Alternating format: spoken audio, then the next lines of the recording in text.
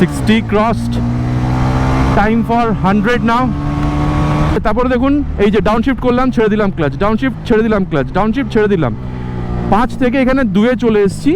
কিন্তু অ্যাগ্রেসিভ ডাউনশিফট করে ক্লাচ ছেড়ে দেওয়ার পরেও কিন্তু এখানে রিয়ার টায়ারটা স্লিপ করেনি। আর একটা জিনিস দেখুন, এখান থেকে যখন আপনি এরকম করে টার্ন করছেন না, দেখুন কতটা বাইকটাকে এখানে মানে আমি কতটা এখানে কাজ করেছিলাম, তাও কিন্তু এখানে কোনো রকমের কোনো ভয় বা ওই জিনিসটা কিন্তু আমার এখানে ফিল হয়নি। সাথে সাথে যদি আপনি কোনোদিন লং রাইডসেও বেরোতে চান, ঠিক আছে, লং রাইডের প্ল্যান হয়ে গেল, 225 সিসি বাইক হতেই পারে লং রাইডের প্ল্যান, তাহলেও আপনাদের অসুবিধা হবে না। ইনফ্যাক্ট আমি এটাও বলতে পারি, যদি হালকা ফুলকা এইরকম যদি আপনি অফ রোডেও নামিয়ে দেন না, ছোটো মোটো খাড্ডা এই জিনিসগুলোতে, তাহলেও আমার মনে হয় না যে আপনার এখানে খুব একটা প্রবলেম হবে এই বাইকটা চালানোর সময়তে। Hello friends and welcome back to motor refined. আমি আপনাদের হোস্ট অ্যান্ড দোস্ত অরিন্দম ঘোষ, আর আজকে আপনাদের জন্য নিয়ে চলে এসেছি 2024 বা বলতে পারেন all new Ronin 225 midnight blue colour. Title thumbnail থেকে আপনারা অলরেডি বুঝে নিয়েছেন, ভিডিওতে আপনাদের সাথে এই বাইকটার একটা ডিটেল রাইড রিভিউ শেয়ার করব, কিন্তু শুধুমাত্র রাইড এক্সপিরিয়েন্সই নয়, feature specification, price, mileage, everything in detail আপনাদের সাথে এখানে একটা ডিসকাশন করবো। অ্যান্ড সাথে সাথে এটাও বোঝার চেষ্টা করবো, যদি আপনি এই বাইকটাকে হান্টার 350 সাথে স্পেশালি কম্পেয়ার করেন, এই বাইকটা কেনা আপনাদের জন্য কতটা ঠিক হতে পারে। Are very special thanks to Rahul TVS Krishnanagar for providing me this bike, যাতে আমি আপনাদের পর্যন্ত এই রিভিউটা পৌঁছে দিতে পারি। ওয়েস্ট বেঙ্গলে কৃষ্ণনগর বা আশেপাশে এতে যদি আপনি থাকেন, কোনো রকমের এখানে যদি আপনি টিভিএস এর প্রোডাক্ট কিনতে চান, শোরুমকে আপনি কন্ট্যাক্ট করতে পারেন। ডিটেলসটা অলরেডি আপনারা নিচে স্ক্রিনে দেখে নিয়েছেন। তাহলে চলুন দেরি না করে শুরু করা যাক। বন্ধুগণ, তবে ওয়াক অ্যারাউন্ড দিয়ে স্টার্ট করা যাক। আর কিটা আপনাদের দেখিয়ে দিই, অনেকটা ওয়েট আছে কিন্তু কিটাতে, ঠিক আছে। আর এখানে দেখুন ওয়েভ কি যেরকম আগে পাচ্ছিলেন with this signature T shape, এটা এখনও পাচ্ছেন, এখানে কোনো চেঞ্জ হয়নি। আর এবার আপনাদেরকে আমি ভেরিয়েন্টের ব্যাপারটা বলি। রনিনে কিন্তু 3টে ভেরিয়েন্ট আপনারা পাবেন। বেস মডেলে single tone colour, single channel ABS এর সাথে 2টো কালার ভেরিয়েন্ট পাচ্ছেন। অ্যান্ড দেন যদি মিড মডেলে আসেন, আগেন বলতে পারেন single channel ABS, dual tone কালারের সাথে 2টো কালার পাবেন। আর যদি আপনি টপ মডেলে আসেন, এখানে আপনি ট্রিপল টোন কালারের সাথে ডুয়াল চ্যানেল এবিএস পাবেন। আগে 2টো কালার ভেরিয়েন্ট ছিল, galactic grey and then dawn orange, যেখানে আপনার প্রাইস মোটামুটি 2,05,500 পে করতে হতো। এখন কিছুদিন আগে কিন্তু কোম্পানি স্পেশাল এডিশনে নিম্বাস গ্রে কালার নিয়ে এসেছিল। দেন এখন এখানে কিন্তু কোম্পানি এই মিডনাইট ব্লু বলতে পারেন এই কালারটা কোম্পানি এখানে লঞ্চ করছে। এখানে 3,000 টাকা আরও বেশি পে করছেন, মোটামুটি 2,08,500 পর্যন্ত পে করছেন। আর বেস মডেলের যে প্রাইস, ওটা মোটামুটি 1,85,000 থেকে স্টার্ট হয়ে যাচ্ছে, ঠিক আছে। তাহলে আপনাদেরকে আমি প্রাইসের ব্যাপারটা বলে দিয়েছি উইথ কালার্স। এবার আপনাদেরকে আমি এখানে 360 ভিউ দিয়ে দিই, বিকজ কালারটা কিন্তু এখানে মেন অ্যাট্রাকশন।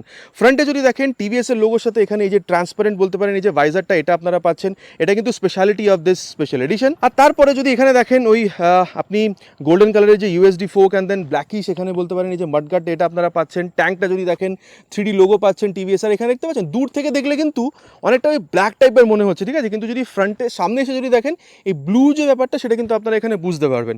আর তারপরে এখানে এই যে রনিনের এই স্টিকারিংটা দেখছেন, অন্যান্য মডেলে কিন্তু এই স্টিকারিংটা কিন্তু আপনি খুব একটা পাবেন না। আর তারপরে যদি আপনি এখানে দেখেন ট্রিপল টোন কালার যেহেতু বলছে, এখানে এই বলতে পারেন সিলভার কালারটা বা ওই বলতে পারেন গ্রে কালারটা পাচ্ছেন। এখানে হালকা স্টিকারিংটা আপনি পাবেন, এখানে এই যে বলতে পারেন নিয়ন কালারের উপরে হালকা টেক্সচারটা আছে। অ্যান্ড দেন এই যে ব্যাপারটা দেখছেন স্পেশাল এডিশন, এটা নিম্বাস গ্রে কালারও আছে, এটা আপনি এখানে 3D এমব্লেমের সাথে পাচ্ছেন। আর তারপরে এই যে সেম ব্যাপারটা আপনি কিন্তু এখানে এই মিড পোর্শনটাতেও পাচ্ছেন। অন্যান্য মডেলে কিন্তু রনিনটা 3Dতে আছে, যেটাকে এখানে আপনি স্টিকারিংয়ে পাচ্ছেন।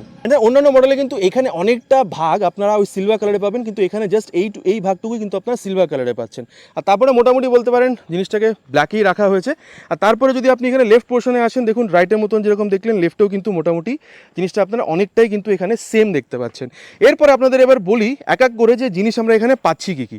সবথেকে প্রথমে যদি আপনাদেরকে এখানে বলি, এখানে দেখুন এই ভাইজারটা তো পাচ্ছেনই, সাথে সাথে আরেকটা ব্যাপার বলে দিই, স্পেশাল এডিশনে আপনারা এখানে এই যে মোবাইল চার্জিং পোর্ট, এটা আপনারা এখানে এক্সট্রা পাচ্ছেন, ঠিক আছে। এবার শুরু করি। কিটা যে অন করছেন, এখানে যে ডিআরএলটা বলতে পারেন এটা জ্বলে উঠছে। আর তারপরে যে ইগনিশনটাকে এখানে অন করছেন, এখানে কিন্তু হাই বিম, লো বিম আর পাস লাইটের জন্য আলাদা করে সুইচ আপনারা পাচ্ছেন, high beam, low beam and then pass light, ঠিক আছে। এবার এটাকে এখানে বন্ধ করি। আর আপনাদেরকে আমি বলে দিই, এখানে এই যে হ্যাজার্ড ল্যাম্পের যে অপশনটা, এটা আপনারা এখানে পাচ্ছেন, কিন্তু হ্যাঁ খুবই স্লিক ডিজাইন বলতে পারেন। আর এটা কিন্তু নন ফ্লেক্সিবল, এটা এখানে আমরা দেখতে পাচ্ছি। এবার এটাকে আমরা এখানে অফ করি।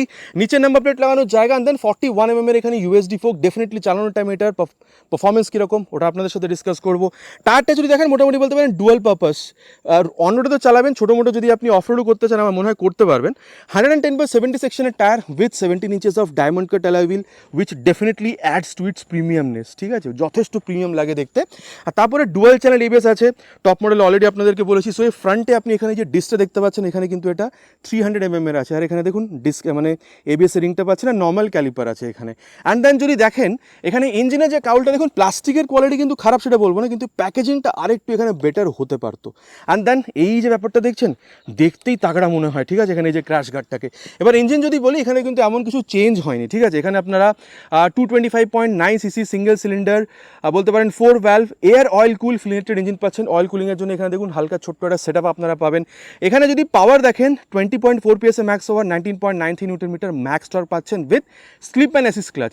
আচ্ছা, এবার যদি আপনি এখানে দেখেন, কম্পেয়ার করেন যদি এটাকে হান্টারের সাথে, হান্টারে কিন্তু ইউএসডি নেই। টায়ারের সেটআপ বলবো না খুব বেশি ডিফারেন্স আছে, টায়ার হোক বা ব্রেক হোক, কিন্তু ডেফিনেটলি যদি আপনি ইঞ্জিনের পাওয়ার দেখেন, ওখানে মোটামুটি 20 PS আছে, কিন্তু টর্কটা ওখানে আবার 27 নিউটন মিটার, যেটা এখানে 19.93 বলতে পারেন 20, তো 7 PS নিউটন মিটারের বেশি টর্ক ওখানে আছে। তো চালানোর টাইমে এটার ব্যাপারে কথা বলবো, বা বলতে পারেন কনক্লুশনে এসে কথা বলবো যে কতটা বেটার পারফরমেন্স আপনি এখানে পেলেন। আর তারপরে যদি এক্সস্টটা দেখেন, রেগুলার এক্সস্ট, আর এটা দেখতে পাচ্ছেন এখানে কিন্তু মাফলার কভারটাও আপনি মেটালিক পাচ্ছেন। চলুন তবে আপনাদেরকে আমি এখানে যে এক্সস্টের সাউন্ডটা, ওটাও আপনাদেরকে আমি একবার এখানে শুনিয়ে দিই।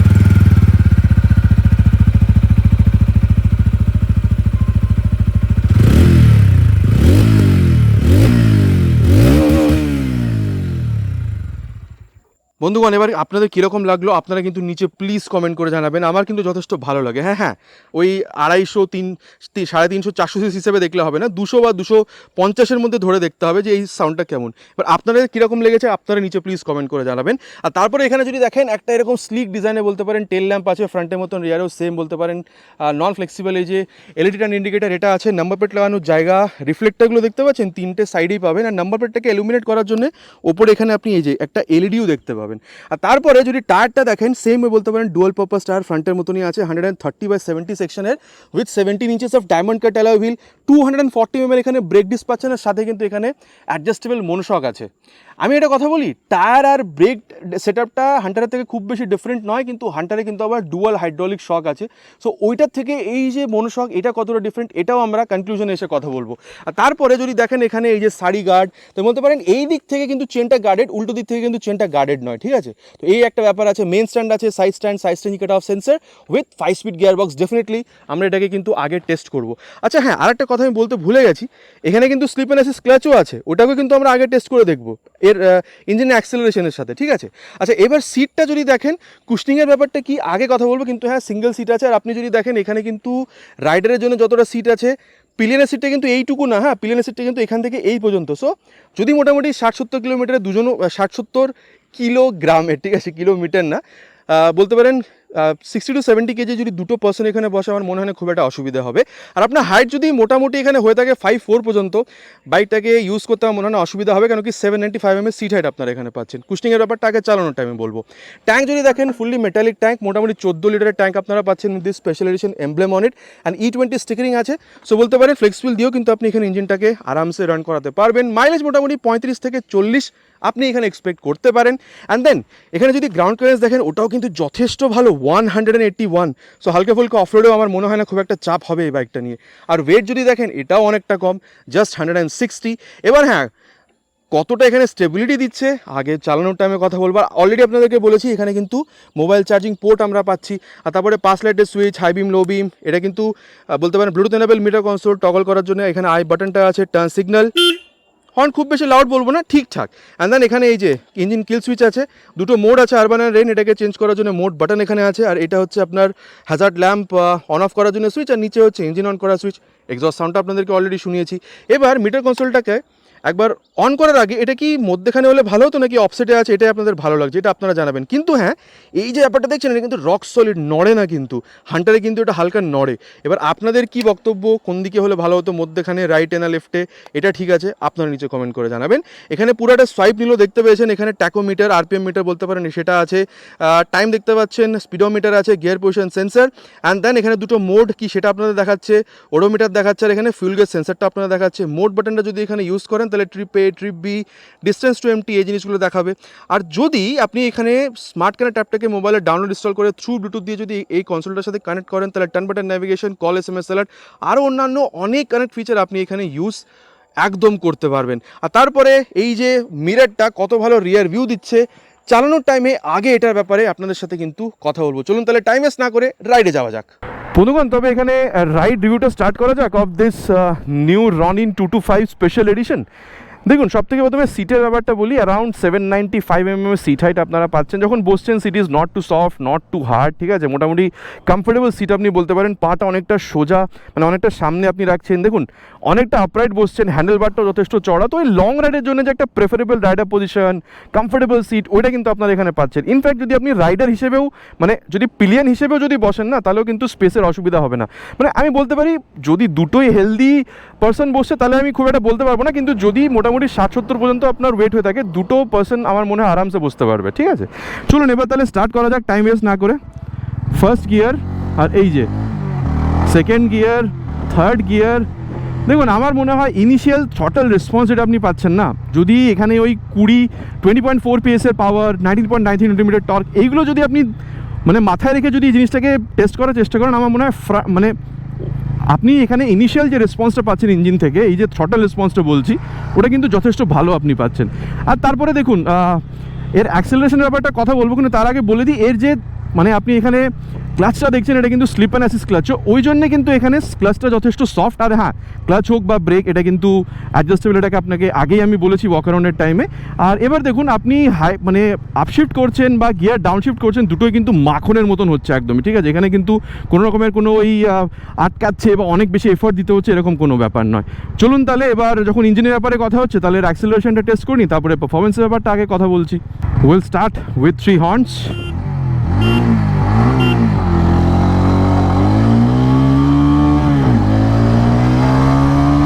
$60 crossed.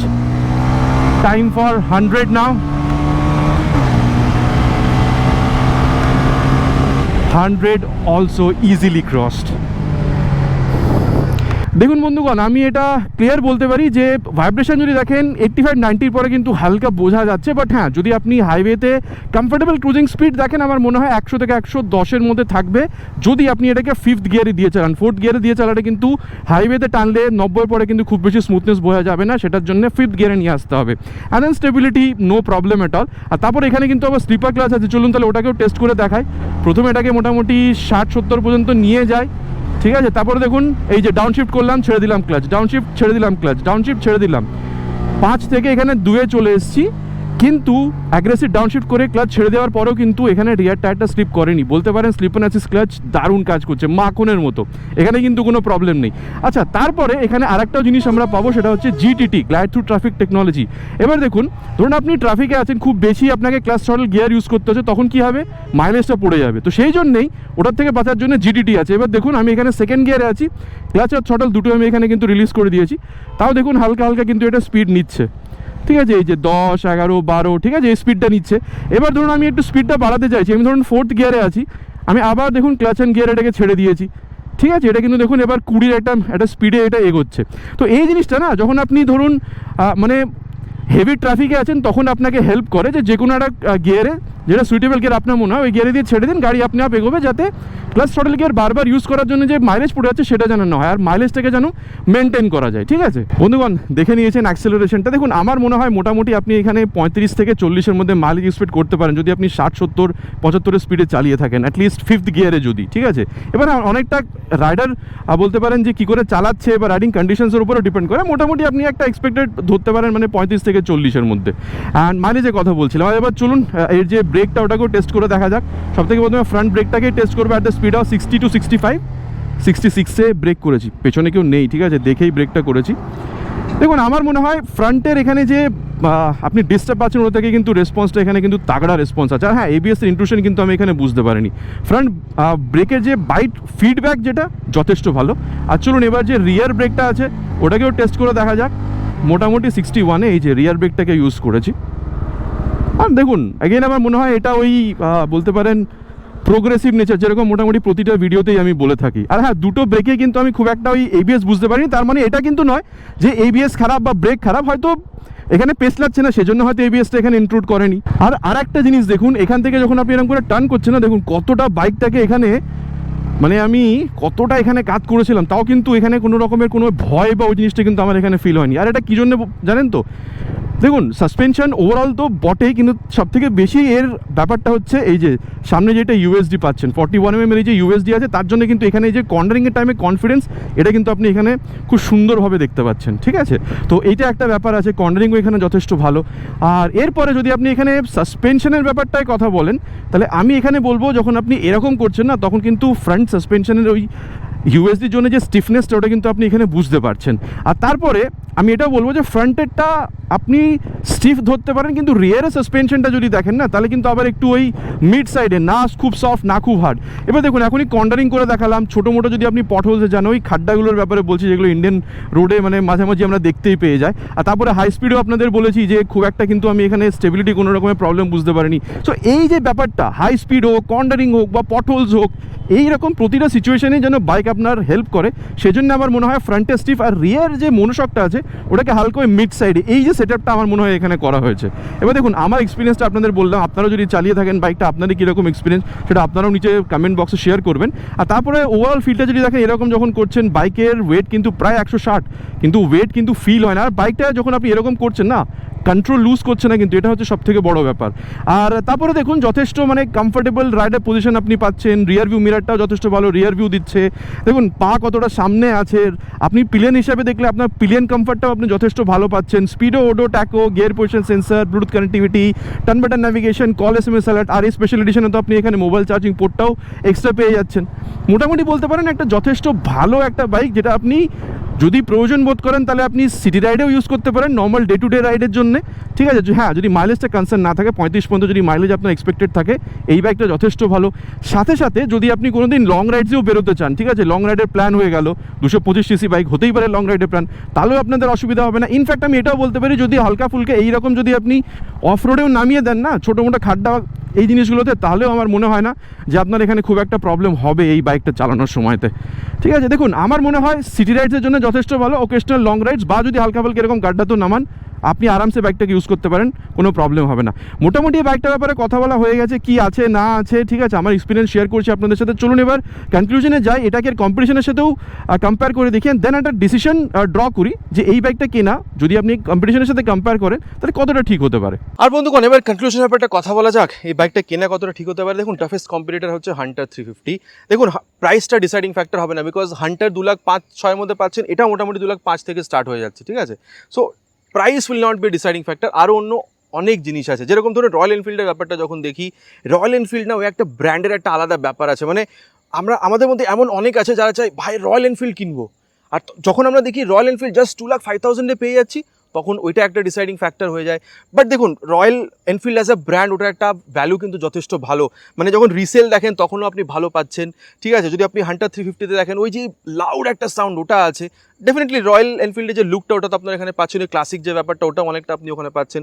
দেখুন আমার মনে হয় যদি আপনি Royal Enfield as a brand own করতে চান, এভরিডে রাইডের জন্য আপনি একটা বাইক চেয়েছিলেন মোটামুটি 35-40 মাইলেজের মধ্যে, আর আপনি এটাও চাইছেন যে রয়্যাল এনফিল্ড ওন করতে হবে বেসিক্যালি সিটি রাইডের জন্য, আমার মনে হয় Hunter 350 one of the best. আর দেখুন রয়্যাল এনফিল্ডে মোটামুটি সবই ভালো, কিন্তু একটা জিনিস যেটা হচ্ছে হান্টার 350 বা রয়্যাল এনফিল্ডের ম্যাক্সিমাম বাইক ল্যাক করে, সেটা হচ্ছে বলতে পারেন ফিচার্স, যেটা আপনি এখানে পাচ্ছেন। এবার এই বাইকটাতে আসুন, মোটামুটি সেম প্রাইস পয়েন্টে এই বাইকটাও পাচ্ছেন, কিন্তু দেখুন এই বাইকটা আমি একটা জিনিস প্রথমেই বলে দিই, 70, 80, 90 স্পিড পর্যন্ত দুটো বাইকেরই পারফরমেন্স মোটামুটি সেম, কিন্তু যেহেতু টর্ক বেশি আছে রয়্যাল এনফিল্ড হান্টার 350, তো টপ স্পিড কিন্তু এই বাইকটার থেকে বেশি পাবেন। কিন্তু আবার দেখুন এই বাইকটা কিন্তু ক্রুজিংয়ের জন্য মেন আমরা ইউজ করছি, সো ওই লো and torque, low and performance বলতে পারেন আপ টু 100-110 পর্যন্ত এর পারফরমেন্সও কিন্তু যথেষ্ট ভালো। তো স্পিডের ব্যাপারটা যদি দরকার হয় বেশি, তাহলে আপনি রয়্যাল এনফিল্ড, বা কিন্তু শুধু যদি ক্রুজিংটা দেখেন তাহলে কিন্তু আবার এই বাইকটা কিন্তু যথেষ্ট ভালো।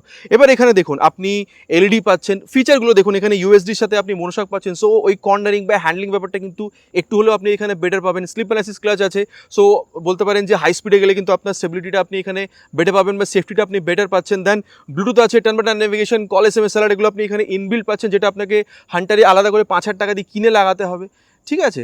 আর এরপরে দেখুন আপনি যখন অ্যাজ আ হোল এখানে দেখছেন, এখানেও কিন্তু মাইলেজ মোটামুটি আপনি 35-40 পাচ্ছেন, কিন্তু ফিচার বা এই যে সেফটি, এটা কিন্তু আপনি এখানে বেশি পাচ্ছেন। দেখুন সেফটি ওখানেও কিন্তু ডুয়াল চ্যানেল আছে, এখানেও আছে, কিন্তু এখানে স্লিপ অ্যান্ড অ্যাসিস্ট ক্লাচটাও আছে, যেটা বলতে পারেন সেফটিটাকে আরও এখানে বেশি অ্যাড করছে। বাকি এখানে এই যে আরবান বা রেন মোড, এই যে রাইড মোডগুলো আছে, এগুলো আপনারা এখানে পাচ্ছেন, ঠিক আছে। তো দেখুন আমি বলতে পারি যদি সিটি রাইডের জন্য বেশি আপনি কোনো একটা বাইক চেয়েছিলেন, রয়্যাল এনফিল্ড আপনি ওন করতে চান, বাজেট 2 লাখ পর্যন্ত অ্যালাউ করছে, মোটামুটি রয়্যাল এনফিল্ডের হান্টার 350 কিনতে পারেন। কিন্তু আপনি সিটি রাইডও করতে চান বাইকে ফিচারও চান, সাথে সাথে এটাও চান যে আমি ওকেশনাল হয়তো হাইওয়ে রাইড বা হয়তো লং রাইডের জন্য যেতে চাই, বা হয়তো ছোটোখাটো আপনি অফ রাইডও করতে চান, আমার মনে হয় এখানে এই যে 2024 টিভিএস রনিন 225 স্পেশাল মানে বলতে পারেন এই যে স্পেশাল এডিশনটা one of the best bikes আপনাদের জন্য হতে পারে। এবার দেখুন আমার যে পার্সোনাল এক্সপিরিয়েন্স, রাইড এক্সপিরিয়েন্স আপনাদের সাথে বলেছি, দুটো বাইকের মধ্যে কি আছে না আছে সেটাও আপনাদেরকে বলেছি। এবার আপনারা নিচে কমেন্ট করে প্লিজ জানাবেন যে আপনারা কোনটা কিনতে বেশি পছন্দ করবেন, রয়্যাল এনফিল্ড নাকি এখানে বলতে পারেন রনিন 225। আশা করছি বন্ধুগণ ভিডিওটা আপনাদের ভালো লেগেছে। চ্যানেলটা কিন্তু একদমই নতুন, ভিডিওটা যদি ভালো লেগে থাকে ভাইকে মোটিভেট করার জন্য ভিডিওতে একটি লাইক, আর চ্যানেলে যদি প্রথমবার এসে থাকেন চ্যানেলটাকে সাবস্ক্রাইব করে বেল বাটনটা অলে হিট করতে প্লিজ ভুলবেন না, ইটস মাই রিকোয়েস্ট। খুব তাড়াতাড়ি দেখা হবে বন্ধুগণ এরকমই একটা ভিডিওতে বাইক বা স্কুটারের সাথে। Till then ride safe and Jai Hind.